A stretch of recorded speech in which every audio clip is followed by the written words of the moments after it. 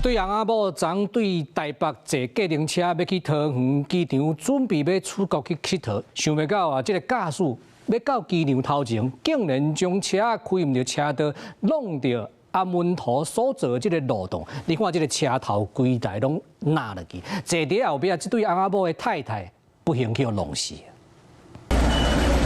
警消甲负责人为后座刷去2层，专程拢在做 CPR， 因为负责人已经无喘气心跳，紧急送医也是无法度甲宝贵的性命救回来。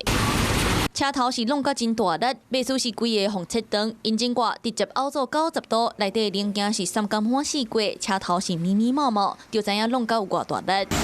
负责人的鞋落伫咧后座，翁仔某原本欢欢喜喜要出国，开钱车合法的机场接送租车，想讲安全够舒适。因为台北出发，接到桃园机场，伫咧航厦外口的塔台路，司机原本应该直行到1巷的出境，就伫要载人客到位啊，想袂到煞行到1巷到位的2号停车场，讲是好来行唔到，才会家己弄好烂，造成后座的翁仔某一个死，一个受伤。警方对驾驶实施酒测定值为0。车祸发生伫咧昨暗时伫要8点，当时有袂少航班。 在起降，桃园机场有真侪民众赛车经过，拢看到这场严重的车祸。影片铺上网有真侪人留话，讲桃园机场航厦之间的道路标识，那后来个暗时，会使讲是看袂到。很多人他不知道，所以他就会在那边停下来，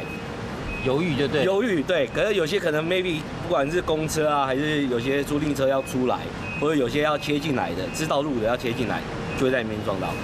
所以很长啊。以前还是塑胶的嘞，整天被人家撞飞，后来才变水泥的。虽然后来看袂清楚，不过来往接送的租车司机，那会对路线无熟，驶唔到路，佮弄到害乘客无命。详细调查原因佮责任，警方佮来进一步查清。Hello， 我是蒋欣梅，想要抢先掌握最及时的新闻资讯吗？赶快订阅、按赞、开启小铃铛，锁定华视新闻 YouTube 频道。